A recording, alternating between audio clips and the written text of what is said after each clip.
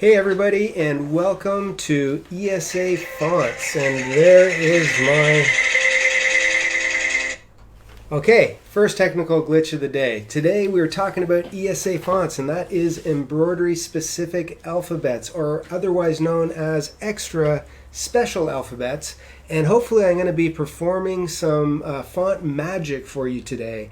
I was really excited about this because we have been pushing our new website that has all of our Esa fonts, and we did have a sale a couple weeks back. It went really well, and a lot of the questions we got were about the specialty fonts that we have, which are the Flexi Fills, Flexi Shapes, the Elements, and that it doesn't surprise me because I think that I have become a little bit of an innovator when it comes to creating fonts for embroidery. I definitely did not invent ESA font technology. For those of you who are kind of new to Wilcom, it has been around for a long time. ESA fonts, embroidery specific alphabets, were generated probably 25 years ago, and I do remember digitizing fonts for my factory, and again the main reason was because I didn't want to digitize letters over and over again. If I knew that I created the alphabet and I knew that it was digitized well, then I had no problem using it for production because I know I would always get good results. Now, for those of you who are watching and you don't really know what ESA fonts are, on our Digitizing Made Easy site, we do have a blog, and I think it was 2 blogs ago I did write a article about fonts, and that there's stitch file fonts, that there is BX fonts, which are stitch files that have been assigned a keystroke. I know that they have just released more object-based fonts as well. And then there is the ESA, which is the embroidery specific fonts. And I do like to tell people that I am in no way saying that all fonts that are available in the industry are bad, because they're not. There's a lot of really good ones out there because there's a lot of really good digitizers. And a font is only as good as the digitizer who created it. Now, one of the big advantages of having an object-based font that works within a platform like Wilcom is that you have incredible control, and I'm talking control of everything. We're talking about stitch types, underlay, how it handles the corners, the density, the type of fabric it's being run on. All of that stuff can be controlled at a click of a button, and that is why the industry as a whole and the commercial part does utilize this technology. So what happened was, when we became hatch resellers, which was a wonderful thing for us, it was a no-brainer. As soon as I saw Wilcom came out with a home platform, I was in with both feet, because I knew that Wilcom was the best in the world. I've been using them for decades, but I knew that there was going to be an opportunity for creating fonts, and that's why 2.5 years ago we started to create alphabets for the Hatch program. They do work within the Wilcom platform as well commercially, and they work specifically within Janome version 5. Unfortunately, they don't work within Bernina software because Bernina is very proprietary and specific to the files that they will write out, and also that they will accept sometimes when it comes to lettering. So there was a couple little limitations. Now, one of the first things that I did was I saw that with regards to fonts, it's really the size that matters is the smaller size, not how large it goes as much. And what I mean by that is a font is constructed usually of a keystroke, how wide it is, how detailed it is, and with embroidery, we have to deal with minimums, meaning that a thread has a mass, and you can only do a stitch that's so small. So having a small font and creating small fonts is usually more difficult than doing larger fonts. And that was really one of the first obstacles. Now, before I go any further, I'm also excited because I did make a little promise on this one, and that's that we were going to give away some free fonts. And these aren't just any free fonts. These are free fonts that you guys have never seen before because they have not been released. And I'm going to be using them within the example. So if you would like to win these 2 fonts, we're going to have 2 winners, 2 at the beginning. In the next 5 minutes or so, we'll announce the first winner, 1 at the very end. Please type in the word ESA font. Type in the word ESA font in the comment. Jennifer, who is my lovely assistant here today, is going to pick somebody randomly. So it's her fault if you don't win, not mine. Just want to put that out. I just got a dirty look. So type in ESA font, and we will be picking a winner for these 2 fonts that have yet to be released. Also, I do want to welcome all of our replay viewers, because we will have people on YouTube watching this at a later time as well. And again, we are talking about ESA fonts, or I would like to call it font magic. This is my magic wand, my pen, and I'm going to be constructing some fonts layouts for you live on screen. We did get some of our technical issues worked out with regards to Hatch and seeing some of the property options. That was a little issue on our last one, but we got it half sorted out. There's one part that I'll talk through that I'll explain it, and the key will be for these 2 projects or examples. Probably this week I'm going to be doing 2 videos that I'll post online that will actually show you every single step in creating what we're going to do. And I think I'll probably even put these designs online, the ones that I'm going to show you, so that you can download them and play with them as well, and we'll get you all that information for the links. Now, back to my story real quick. The size matters with regards to minimums. The minimum size of a font is more important than the maximum as far as I'm concerned, because you can always edit the fonts afterwards. And with the pre-built-in fonts that are within the Hatch software, they are fantastic. I mean, Wilcom is the #1 developer in the world for embroidery software, commercially and home as far as I'm concerned. And the fonts that they have actually put into their software are professionally done by digitizers who know what they're doing, and they will run well. So 2 thumbs up. The fonts that I've created, they hopefully also will run well, because I've been doing this for a while. And we actually went a little bit overboard. I have, I think, almost 700 fonts, elements, Flexi Fills, Flexi Shapes available online, and much more coming. So we are not slowing down. But the first thing that I did was I made sure that after every word being the name of the font, I always put the minimum size requirements afterwards. So if it is a font that I would suggest you don't do under 8 millimeters, it'll say block 8 millimeters, or, you know, Rebecca 20 millimeters. That millimeters that you see beside the name of the font is really important, because that at least allows you to know that you have that minimum specified size to get good results. Within the fonts built into the Hatch or Wilcom platforms, they didn't think of listing that. They might in the future. I know some other people have started creating fonts, and they're doing that as well. But you have to go into the user's manual and see the specifications for those specific fonts. But I just thought I would make it a little bit easier. We also have had requests that people have an easier way to view our fonts on our website and to catalog them. And just so you know, we are working on that as well, and we'll have a solution very, very quickly. We try to help our customers however we can, because a lot of people do embroidery as a business, and monograms and fonts are a big part of it, and you want to be able to show your customers something quickly that you could possibly print out. So we totally get and understand that as well. So I'm going to ask my lovely assistant and my beautiful bride Jennifer if we have a winner or a name. Hopefully we've had a little bit of we do. Okay. I'm just going to randomly choose a name, and it's going to be Gail Hardock. Gail Hardock, you are the winner. And unfortunately, I can't tell you what you've won so far. You're going to have to see it first, but you will be receiving 2 ESA fonts that have not been released yet. If they can message our page. But message our page, and we'll make sure that we get them out to you. So that is awesome. Congratulations. Now, here I'm also going to go into the next quick part of it, which is how I feel I've become a little bit of an innovator with regards to fonts. Knowing the Wilcom software, knowing that it's object-based, knowing that you can assign fabric types, knowing that it automatically changes underlay density and almost anything else, it's really like having artwork or objects that you can assign stitches to. And that's the whole beauty of the program, is you really, once you know the software and you get past the learning curve, you have no limitation to how creative you can be. Your imagination is your limit to your creativity. So after I did the regular designs, I thought I'm going to do something called elements. And elements, they're a little different because they are actually what I would like to call pieces of artwork that have been assigned a keystroke. So you can type the letter A, but it could be a unicorn, or it could be a flower, or it could be a border, or it could be something like that. And I got to be honest, when I first started playing with the idea of doing elements, I was kind of proud of myself because I created a element pack that was mandalas, and they were very, very intricate. And I actually crashed my Wilcom commercial software.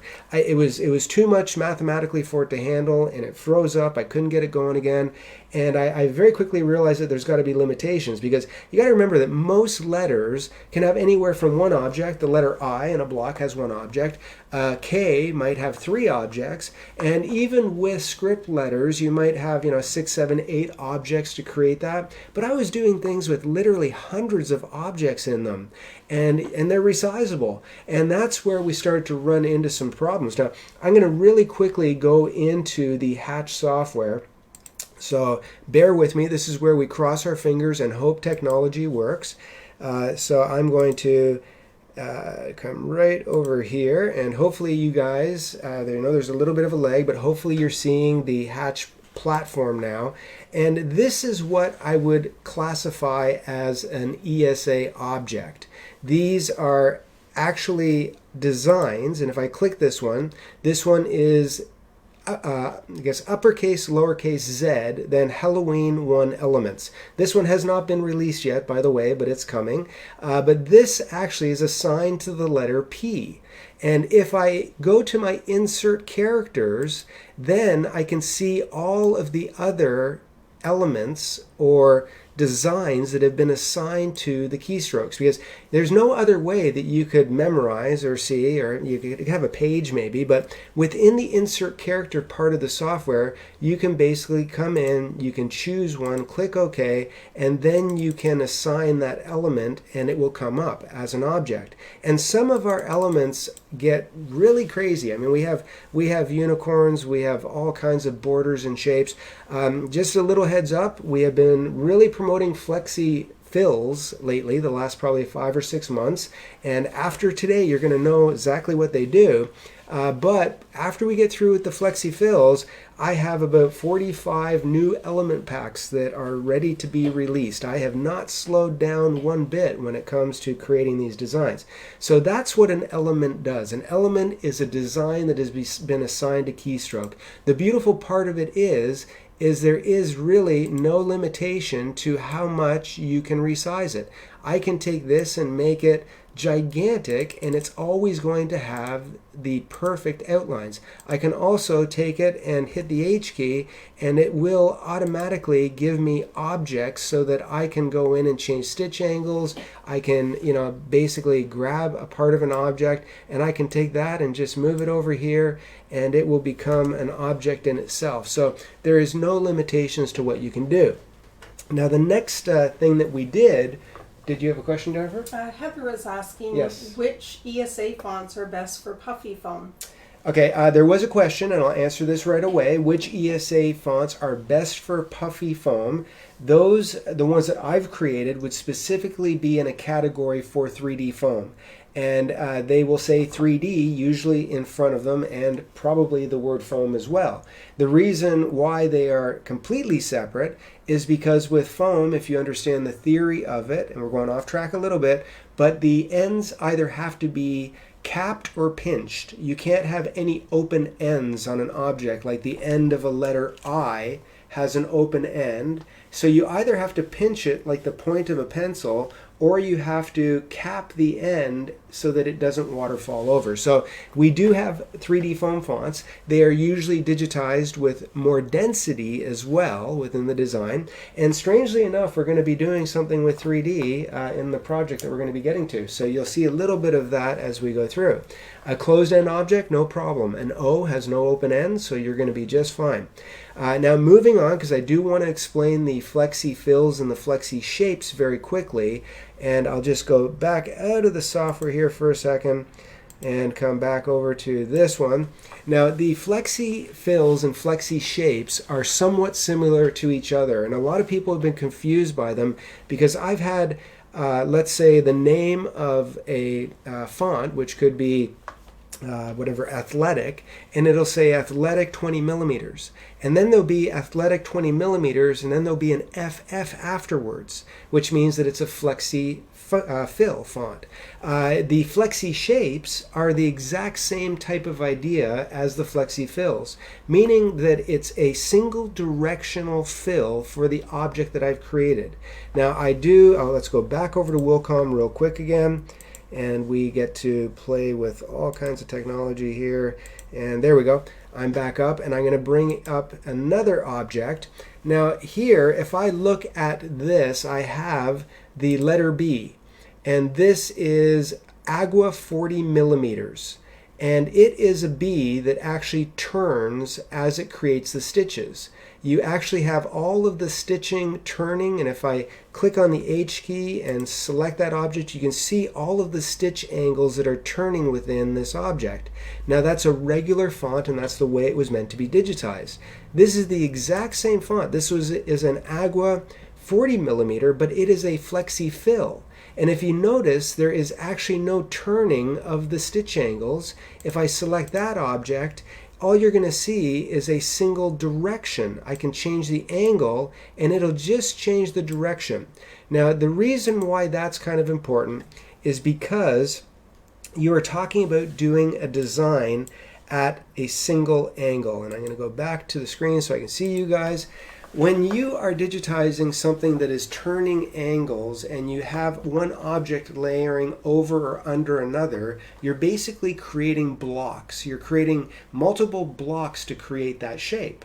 When you are talking about doing a single directional fill, it actually is only going one direction. There's no X and Y movement of the sash frame. There's only a Y movement. And I always tell people in class settings, it's almost like the principle of an old Monogram machine. Years ago, we used to do these patches with people's names on them for garages. It would say, Joe, and they'd have it on a service center garage. They pump gas. And if you looked at any of those old patches, they actually were done in a single direction. They didn't actually turn. And the reason why that was so popular years ago is because those Monogram machines only went one direction. And because they only went one direction, they were incredibly fast. I mean, those machines actually went, I think, about 2,500 to 3,000 stitches per minute because it didn't have to move in multiple directions. So it's the same principle or theory.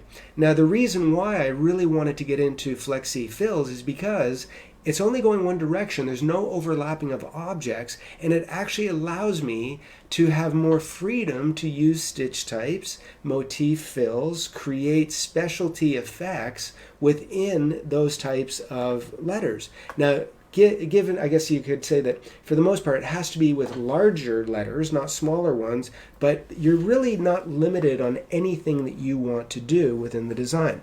So Flexi Fills and Flexi Shapes are essentially how we went about creating the idea of not having to break things apart or weld things, but we do it for you because it's already built into the lettering. Now, I'm going to go back into the software and I'm going to digitize the first design for you. And it's going to be a little bit fast and furious. Again, I will come out with a video on this after the fact so that you, if you want to try this at home, you can follow along. And I'm just going to come into a blank screen. Now the first thing I'm going to do is I'm going to choose a font, and this is one of the technical glitches that we have within my lettering properties right here. Let's get rid of the thread colors. Within my lettering properties I have block 2, and I do have a drop down. Right now I see my drop down on screen and you are not seeing it because the software that we're using to capture this live event is not showing the drop down, but I'm going to choose one of the fonts that I've created. I have a whole list here which you can't see. It's going to take me a second because, as I said, I have, I think, almost 850 fonts on my my software here, and hopefully I can find it. And there it is. It is called Leaf Shapes. So now I've chosen Leaf Shapes. I'm going to actually do 50 millimeter minimum. I'm going to insert the character, and I'm going to choose one of these shapes, and I'm going to choose a maple leaf. And I'm going to take this and I'm going to bring it into the software, And right away I'm going to take it and I'm going to say, you know what, I'm going to make this 195 millimeters. Okay, it's pretty big. And if I look at it, it is, and let's change the color of it so you can see, it's just a single direction satin stitch. Now, I'm going to actually change this and modify it a bit. And knowing what I'm going to do, I'm going to right away go in and I'm going to modify some of these objects first. And let's just go here.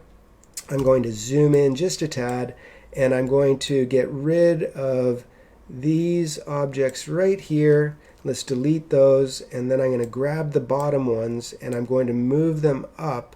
So what I'm going to do essentially is I'm going to make it a smaller little, tail on the bottom of that. And then let's move this one over as well. And I'm going to take some of these and delete them just so that I don't have as abrupt of a turn. And you'll see why I'm going to do this as we move forward.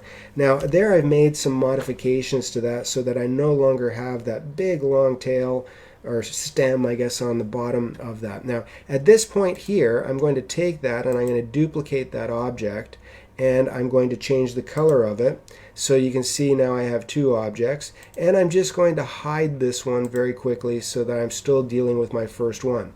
Now here's what I'm going to do. I'm going to grab that object, and because it is a ESA object and within my lettering I can see that there's one area that says break apart, and I'm going to take this and I'm going to break it apart. And now if I click it again, it can't be broken apart anymore. It's highlighted right now. If you see, it's highlighted, and I can't break it apart anymore.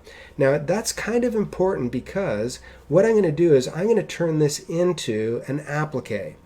And the beauty of this is I'm going to go to my digitize appliques, and actually before we do that, because it's an object, let's just change it to a run stitch. So now I can see that it's a regular run stitch. I'm going to select that run and I can convert it to an applique. Now it's converted to an applique automatically, and I'm just going to take the size and I see that it's a little smaller again, so let's just, let's take all of those pieces. I'm going to undelete this one really quick here. So let's just take this one and make sure that I turn it on again, and I'm going to grab all of those and let's make those all again 195 so that we are actually close to a 200 millimeter height for this design. And then I'm going to hide that one again just for a second. So we will hide the selected object. Oops, I selected all of them unfortunately, so let's just go back and grab all those and let's bring them, unhide all. Okay, and let's hide the one that I wanted. So now that I have that one object hidden, I'm going to go in and I'm going to look at the properties of that design. And the first thing I'm going to do is I'm going to look at the cover stitch, which is a satin stitch. And if I look at the width of the satin stitch in millimeters, it's 2.8. I'm going to change it to 3.25, just make it a little bit wider. So now it's a little bit of a wider satin stitch on there. And then I'm going to come in here and I'm going to turn on the trim in place. I'm going to turn off the T button. I'm going to take this now and I'm going to take the underlay, and let's actually turn off the underlay and go to an edge run underlay. And then I'm going to go back into the applique and I'm going to take a look at this effect, and I want this one to be a single run as well. So now I've taken this and I have changed most of these attributes. Now the last thing I'm going to do is I'm going to actually turn off my offsets. Now here's the thing with appliques. If I do an applique properly, I never like to have my tack down and my outline stitches in the same place. And if you know how to play with your software, you can actually adjust that a little bit. Let's go to 1.25 and you can see now that I have that stitch moved off of there. And then I'm going to take the cover offset and let's go 0.4, and I'm going to hit that one. And now you can see that I've actually offset those two stitches ever so slightly. Now that I have all of the automation, that's built in there, I'm going to break this apart. And breaking the objects apart is key because then I can start to play with them. So now everything's broken apart. And when I go to my objects now, and let's just turn on my 0, if you can see on screen, I have these little offset functions. To be honest, I never rely on auto digitizing anything, whether it's applique, whether it's regular digitizing. There's always things that I personally don't like, and these are some of the things. I'm going to get rid of that one, I'm going to get rid of that one, I'm going to get rid of that one. I've gotten rid of all of those little offset jump stitches, and if I look at this, there is my outline stitch, there is my tack down again. I do not need that one. I just really need these two, and I'm going to change this color to a different color. So now I have my running stitch, I have my tack down stitch. With a tack down stitch, I do like to have a double run so it holds it in place. So I'm going to go very quickly to my digitizing tools and tell it to do a backtrack. Now I have a backtrack on there, and now's where we can have some fun, because I'm going to take that original object that I did, and let's unhide that one. So we're going to unhide this one. And oops, let's unhide them all. We'll unhide everything. So now I have that original fill, and if I take that fill and I go back to my lettering properties, I'm going to break that one apart as well. And now that it's broken apart, I can have some fun. I can actually take that fill, and let's go to a motif. So I'm going to do a motif effect in there. And then I'm going to take that motif, and I'm going to bring a drop down, and let's just grab this and move it over. So I'm going to do one this way, and now actually you can now in Hatch 2 do alternate motifs. So I'll do one the other way, and that gives me a really cool effect that I have in that design. So I've digitized a motif, and all I'm going to do is put it up in the sewing order so that it's going to hold that in place. Now, I said we were going to do some foam in this, so if I look at this object and I look at the auto spacing, I'm going to change that. Oops, I did not want to do that. Let's go back one more time, and I got to break that one apart. Okay, so let's go back to colors. If I break things apart, then it more or less sets them in stone, and now I can change this density, and I'm going to go 0.3 millimeters because that's going to be enough to perforate the foam. So now I have that done. Now I'm going to go real quick on this as well. Again, this will be a lesson that will be pretty detailed as far as all of the steps that we're doing, but I'm going to go to a new font, and let's just come here, and I'm going to do all the way up here, and let's just do a 3D. Okay, let's do this one. We're going to do college, hold on a sec, 3D college fill 50 millimeters, and I'm going to type in E and L, and there we go. And I'm going to resize this a little bit, and let's just position it right here. Now you can see that this right now is a flexi fill. It's actually running in one direction, and if I change that from a flexi fill and start to break it apart, and do I have a question? Jennifer's in front of me. Yes, I think you're talking too fast. Kenny's saying, what's a backtrack? A backtrack, okay. A backtrack stitch is one of the tools within the digitizing module. It is actually, I will show it to you right here. Under digitizing, there is one called repeat or backtrack. And basically, let me go out of here and over to here for 1 second. The difference between repeat and backtrack is if I do a circle that goes like this with a running stitch and I hit backtrack, it will go back down the other way and it backtracks. If I'm doing a circle and I go repeat and I hit the repeat button, it'll go around twice. The reason why I like to do that specifically on appliques, on the tack down stitch, is a double stitch or a backtrack stitch will be twice as strong. And if you are cutting out a piece of fabric within the hoop, you want to make sure that those stitches don't give loose and your applique pulls out. So now I have that object there. Let me just go here real quick. I know I'm going quick, but I will turn this into a lesson. I have taken this and broken these apart.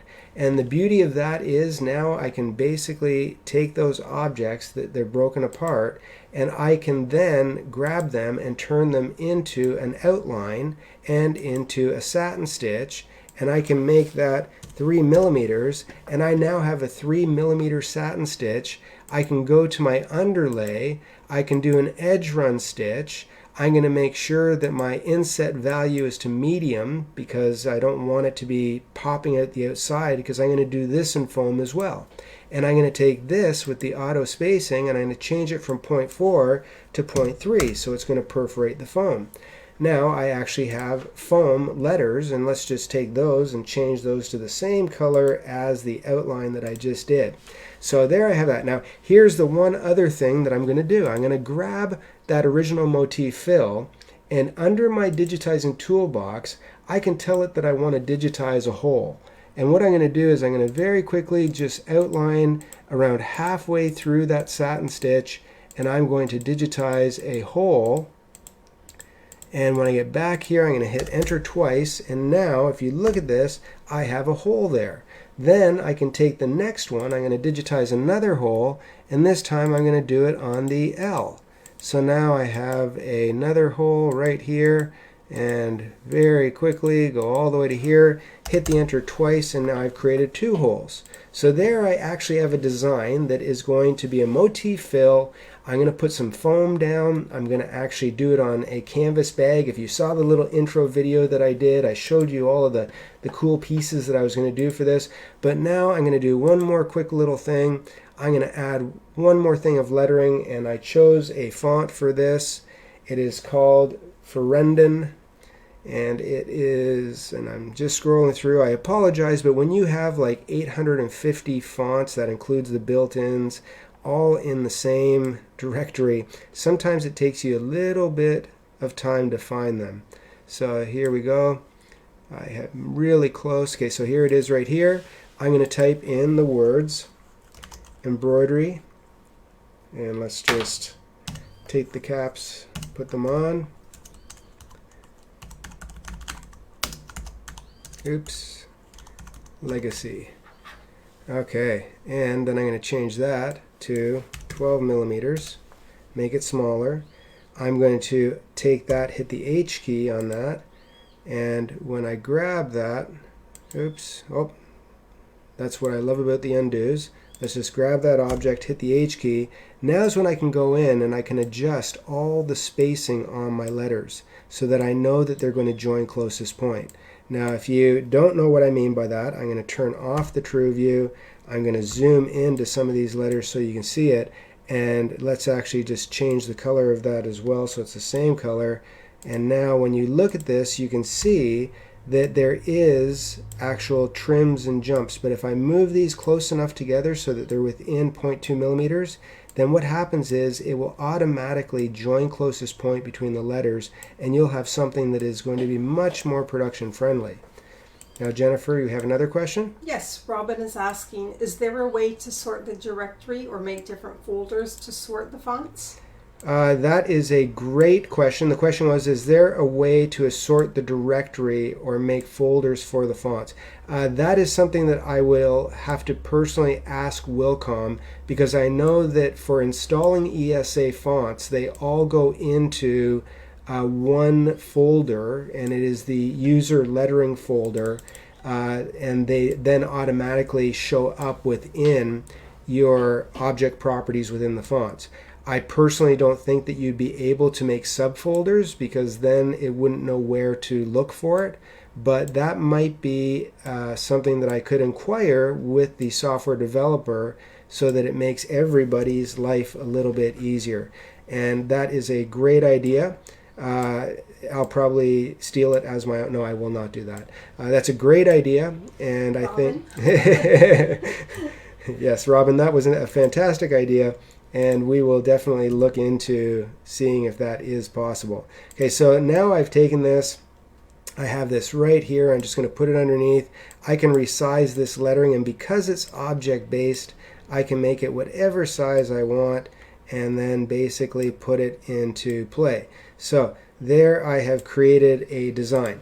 Now, if you look at this, might not look overly impressive, but remember, this is keyboard lettering. I created all of this with a keyboard font, and I have to be honest with you, I don't know any other font engine and any embroidery software that would allow you to take things like that, and create something that is uniquely special. So now this is the big reveal, because I did do this within the program previously. I just redid it again.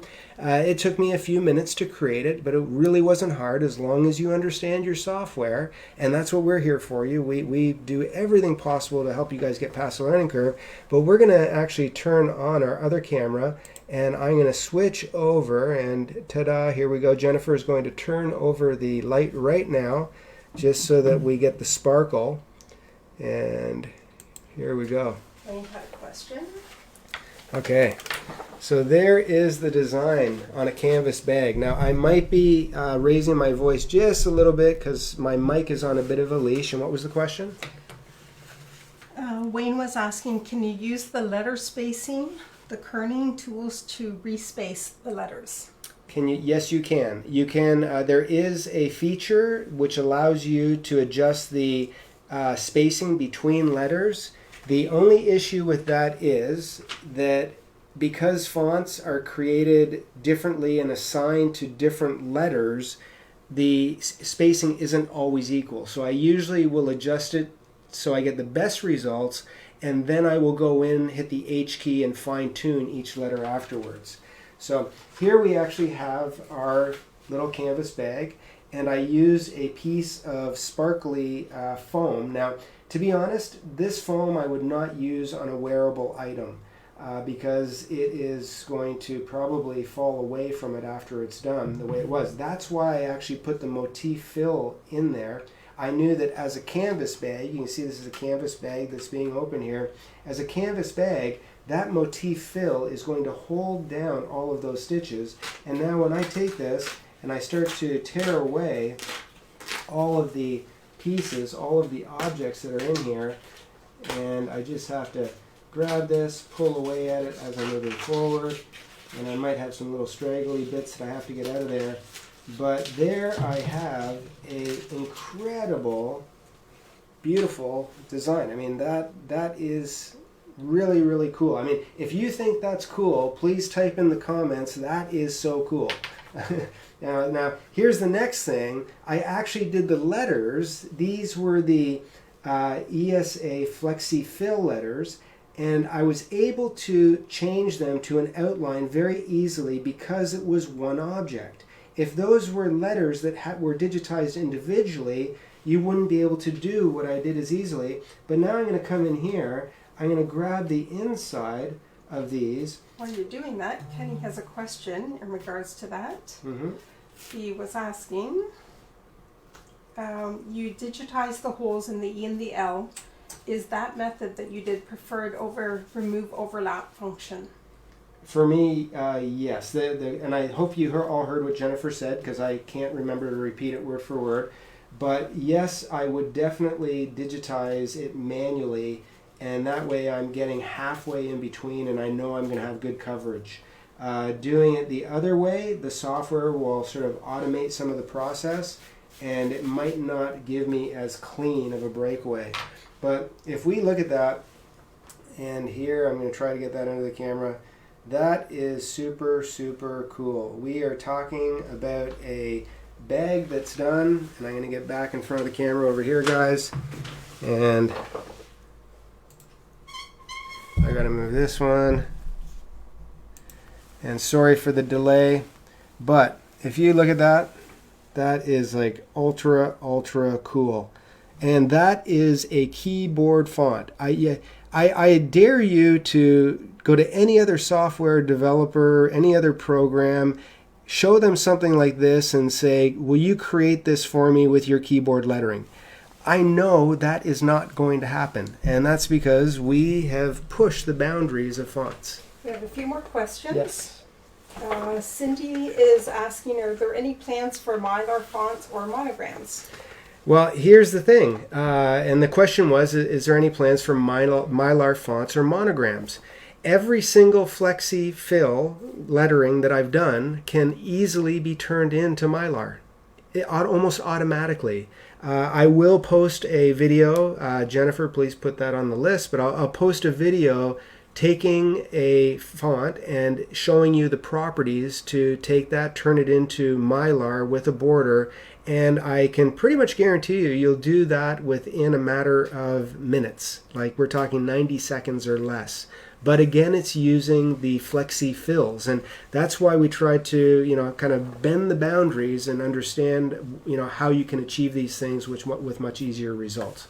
Another question? Yes, Mike is asking, can he create his own fonts and type them using the keyboard? That is a question that I get a lot, which is, can you create your own ESA fonts?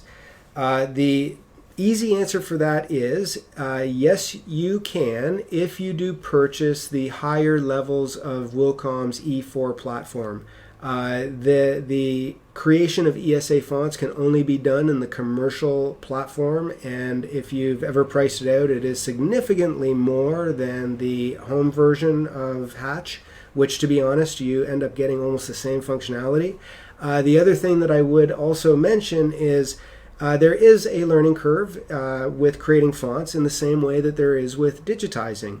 And, if you have fonts that can legally be done, meaning that they don't break or infringe on copyrights, they're, for public, then please let me know. I'd be happy to digitize them and get them out there and put them into our whole bundle of fonts.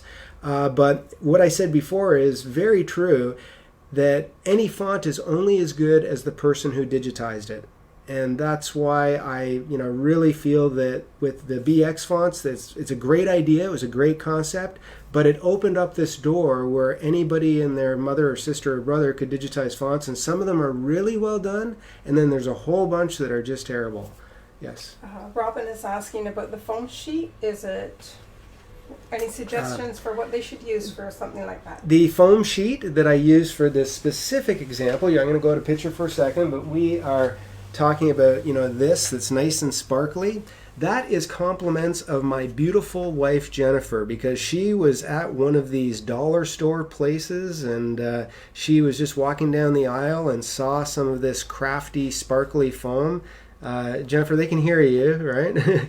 But she just thought, geez, I wonder if John could use this for something. And she brought it home, and I said, well, it's not really foam for embroidery, but guess what? I found something to do for it, to use it for. Not necessarily for a wearable item or a baseball hat, because you don't want to cover up the sparkles, but using this for an item that isn't going to be laundered and using a motif fill to hold it in place, it's actually really, really cool. And Jen, do you remember what you paid for that package of 10 pieces of sparkly stuff? Maybe $4. $4 or something. Actually, on the shelf over there near the end, grab a couple sheets. There's some sheets there that she'll see. But she brought home a bunch of this stuff, and I got to be honest, I did kind of mock her a little bit at the beginning, like, what am I going to do with that?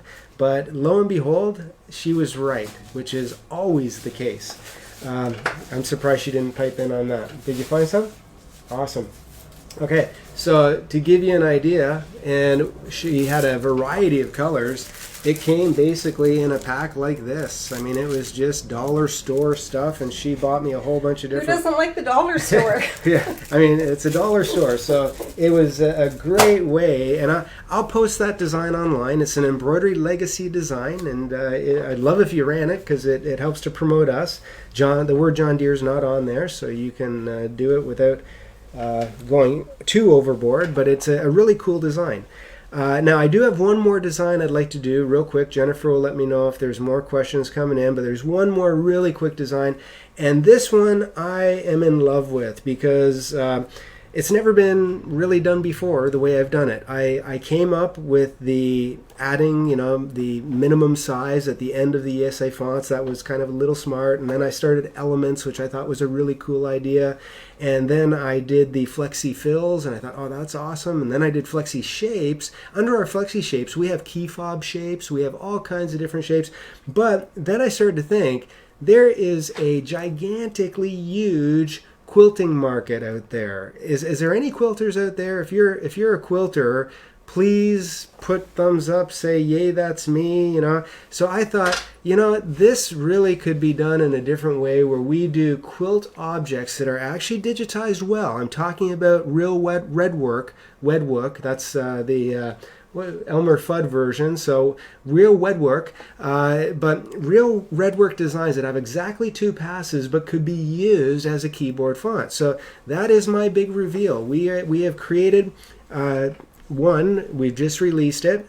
2 people are going to be getting this before they're even released, but I have a Quilters Collection that's coming out. And I'm going to go back over to my Hatch software. Linda is asking, can BX fonts be used within the software? The question was, actually, can BX fonts, actually, let me go back to this. I'll come back because I want to, okay. The question, and this is a really important one, can BX fonts be used within the Hatch software? The answer is no. The BX fonts are proprietary to the Embrilliance platform, and again, it's a great idea. There's a lot of great BX fonts out there. Do they have the versatility that the ESA fonts have? Not really. And just as a quick little sideline, I was invited years ago by the developer of the Embrilliance platform to do fonts for BX, and I decided not to. The main reason why, and I'm not converting any of our fonts that we have to BX, is because being a person who does really good quality fonts, I don't want to necessarily be thrown into a pool of a ton of people that don't do good quality, because you don't know really which ones are good and which ones are bad. And I try to keep quality number one with regards to the stuff that we do. So I'm going to do a really quick layout for you now, and then we're going to give away a prize and wrap it up. There will be 2 lessons for these exact things to follow. I'm going to put my glasses on because I'm blind without them, and I'm going to go to and digitize an object. Now, I'm going to digitize, let me see, that's edit object. I'm going to digitize a rectangle. So here's my rectangle. I held the control key down so that it was uniform in size. I'm going to go off of here really quickly, and I'm going to go into US really quick, and I want this to be 8" because I want an 8" quilt block.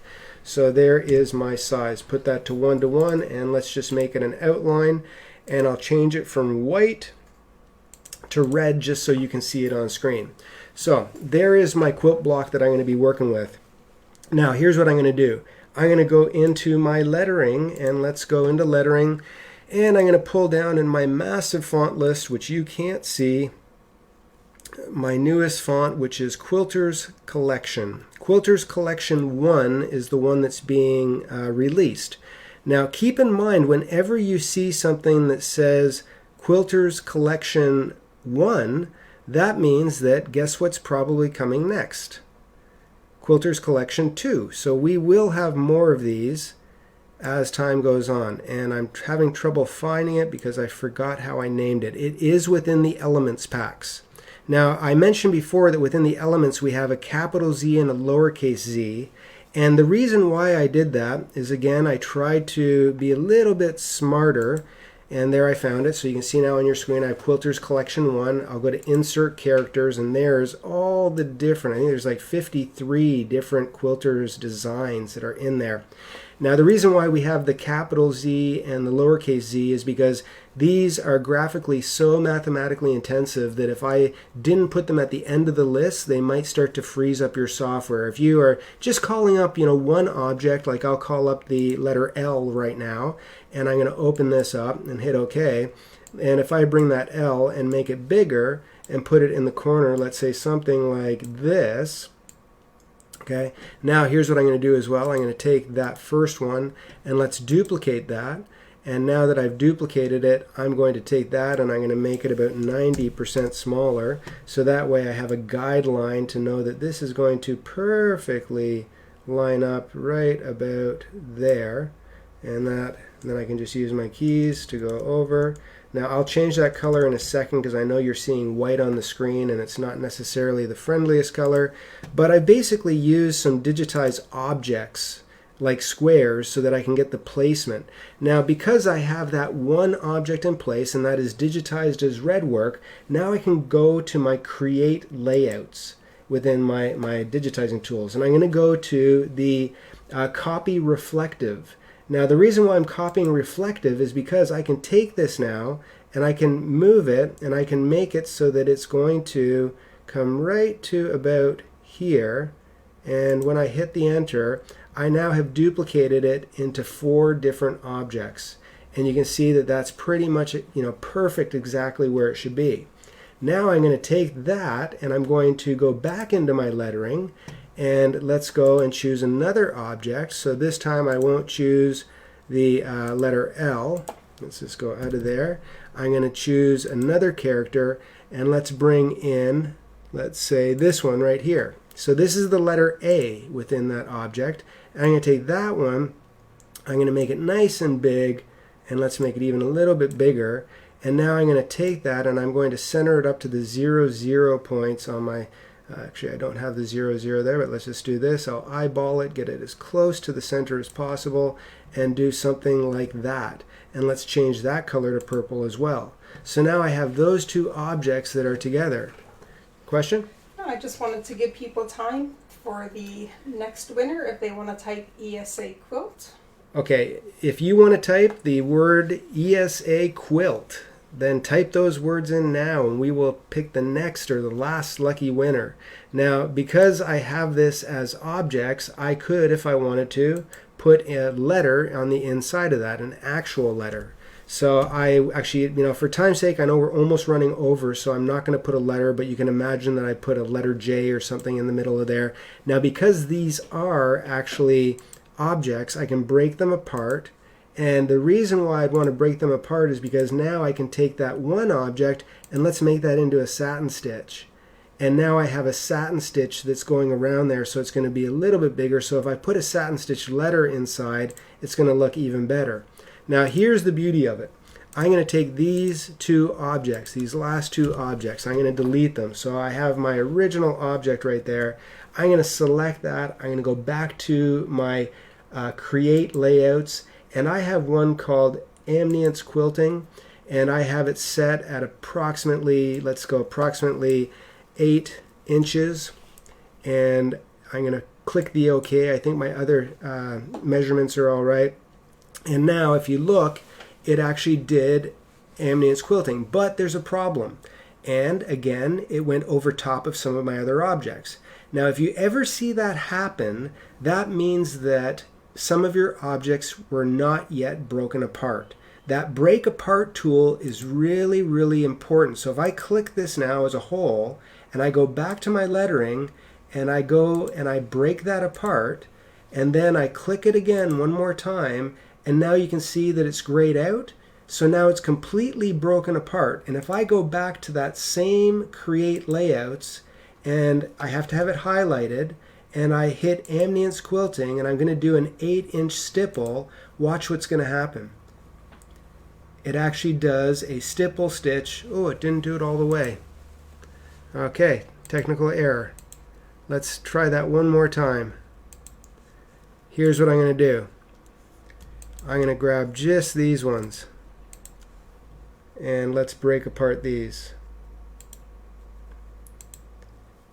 I think the key was I should not have had the other ones selected because I already broke those apart. So now everything is broken apart. Now let's give that a try. Create layouts, Ambience Quilting, and let's keep our fingers crossed. Ooh, it did it again. Okay, well I have a slight bug here. I'm going to have to recreate that and figure out exactly what I did. But I am going to show you that it is possible, and I'll make sure that when I do this video live and put it on to, oh, break apart one more time. It still had something broken apart. This is my last ditch effort, guys, so if you guys cross fingers, toes, for those of you who pray, I'd appreciate little prayers right now. And no, it didn't do it. Okay. And this is, oh, it did 2 of them. It did the 2 at the bottom. I am getting closer. Okay, so here's what I'm going to do. I should not have broken apart that one piece by itself. I should have broken everything apart at one step. That's essentially what is happening. and I could go in and fix this. Now it's more out of pride and frustration that I want to get this done, but I don't think I'm going to be able to, unfortunately. So anyways, you have to forgive me. You can see here at the bottom we actually do have it doing what it's supposed to. The top two, it did not. So in the video that you guys will be able to see online that I will release, where I'll go step by step through those features, and I will make sure that I put a very strong warning there: do not break apart objects until you are ready to do the ambience quilting. Now the good news, and Jennifer, if you could turn the light over, I did this for the example, and this is the effect that we actually got.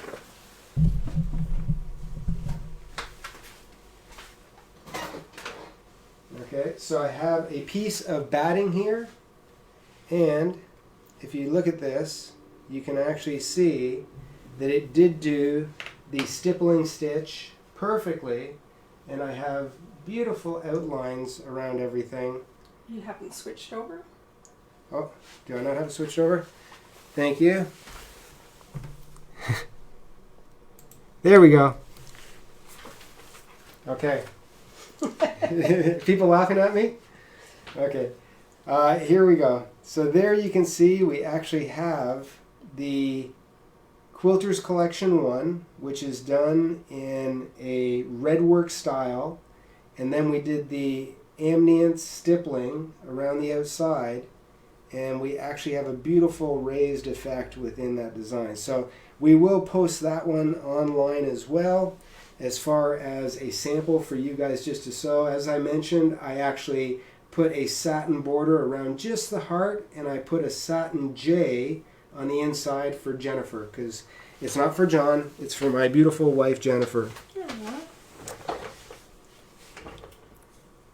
Okay, and let's go back again, and here I am, I'm back. So anyways, other than my one little technical glitch, which is never break apart your quilting objects until the very end so that they get broken apart as one, and then you are able to use that featured effect. But Jennifer, can you hand me that sample again, because we'll show it again over here. Nice and close. Yep, nice and close. But this is really, really cool. I mean, if you look at that type of effect and think that that was created with literally keyboard lettering. I've taken objects and a letter and assigned objects to it, and we have a design or design pack. It's pretty much limitless to what you can do. Now, I did mention there's 53 different Quilters objects in Quilters Collection 1, and there will be Quilters Collection 2 and 3, which are actually already done, but they'll be released later on down the road. I have a goal.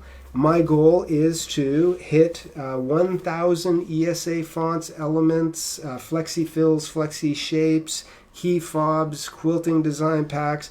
This is well beyond basically just digitizing. This is the ability to take objects that are digitized, and you as a user can basically do beautiful stuff with it, and you know it's going to turn out every single time. So I think that that is so, so cool. Now, do we have a winner for the... I will quickly choose. Let's say Nola Dix Johnston.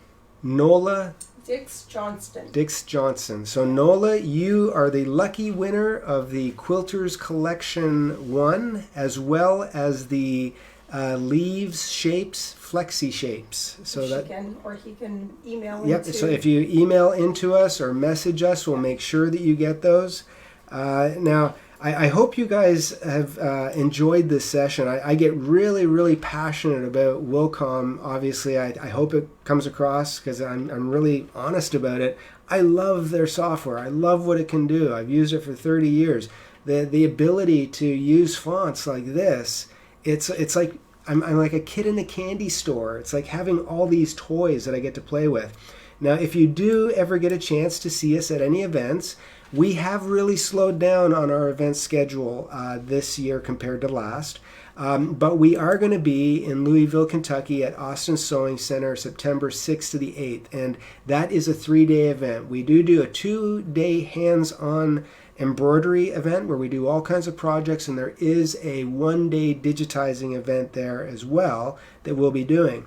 Now, the next thing that I am super stoked about, and I'm really excited, is it's been many years since we've visited our friends in Australia, and we are doing 3 different cities. We're going to be in New Zealand for the first time. If you are interested, just get in touch with Echidna Sewing, get signed up for those events. It is a 2-day hands-on digitizing. All the theory that I teach will cross over to whatever brand of software you have. So the theory is the same no matter what brand you have. We're going to be using Hatch because it's impossible to teach a 2-day hands-on class if you're not using the same program. And odds are you're going to see stuff like you did today that it's going to be like, you know, it's almost too good to be true. So you might be interested in the ESA font side of what Hatch has to offer. We are also going to be in, and that's in September, that we're going to be in Australia and New Zealand. In October, we have Harrisburg, Virginia, and that is at Patchworks Plus, and that's October 18th to 20th. Again, 2 days hands-on embroidery, 1 day hands-on digitizing. On our events sheet on Digitizing Made Easy, you can get more information about that. And then to wrap up the year, we are doing Sandy's Fabrics, and that's October 25th to 27th. We have slowed down on our travel schedule because we have a lot of really great things that are being planned and that are in the works. We will be doing a bit of traveling next year, but my 2 sons, my boys, are both in the business. They're my wife, my daughter, and my sons are the love of my life. And of course, I got to include the grandkids there. But my boys are the future of this business, and they have some plans that I wouldn't have even dreamed possible. So catch us at any of these events. Also, if you haven't already, please tell your friends about what we do at John Deere's Embroidery Legacy, and tell them about our cheat sheet. I don't know if any of you have downloaded the cheat sheet that we have as of yet, but if you go to the Digitizing Made Easy site and you sign up and register free, there's a 30-minute video there that goes over some of the basic theory and foundational rules that I think every embroiderer should know. If you own an embroidery machine, you should have some theory, and there is a PDF print sheet that you can actually print off to get that theory as well. Now, please subscribe to our YouTube channel. We are, I think, at close to 8,800 subscribers. I'm really hoping we hit that 10,000 mark soon, so I appreciate if you tell your friends. We are going to be having a lot more videos on actually embroidery, not just digitizing. I know that's kind of what I've been known for, but you might have noticed in some of our other posts that we are now the official ambassadors for the Redline machine. And I just got it fired up about 2 hours before we actually did this Facebook Live. I ran my first design on it, and it actually ran all the way through the design from beginning to end without one single thread break. It did run out of bobbins one time, but I was just amazed at that machine coming out of the box, how well it ran. And if you do purchase using our reseller or ambassador code DEER19, just like with Hatch, we like to give away free stuff. So is there any other questions, Jennifer? My beautiful assistant, Jennifer. One day I will get her to actually come on camera live beside me. I don't know when it'll be. It'll be one of those times when she owes me some big, gigantic favor, but she does not like getting in front of the... Do you, Jen? I guess you could probably mention if people have suggestions of fonts and what they like videos on. Okay. Yeah, that's a great idea. If any of you have suggestions on fonts, on fonts that you would like to see done, when we have had inquiries, and I do look into the legal side of it, if it's a font that I am allowed to buy a license for or I'm allowed to legally recreate, then by all means we will look into doing that. Also, if you have ideas for future videos, then I would love it if you would give us some ideas on future videos that we could do, and whether they're digitizing related or just embroidery related, that would be great. And other than that, I think we are almost good, aren't we? Yep. Okay, well, Thank you guys for joining in. I hope you enjoyed this. We will be on YouTube. This will be on in a couple days, and I will get busy and try to put together a couple videos on our tote bag that we did. And again, got to show these because they just turned out so awesome. But again, with our tote, I'll also talk to James and Jesse about getting this design in particular on our site. You can download it for free, and if you want to make a tote of your own. And again, here is a beautiful picture of our Quilters pack. So Quilters Collection 1, using the tools within Hatch. So thanks for joining us, guys, and we will see you next month.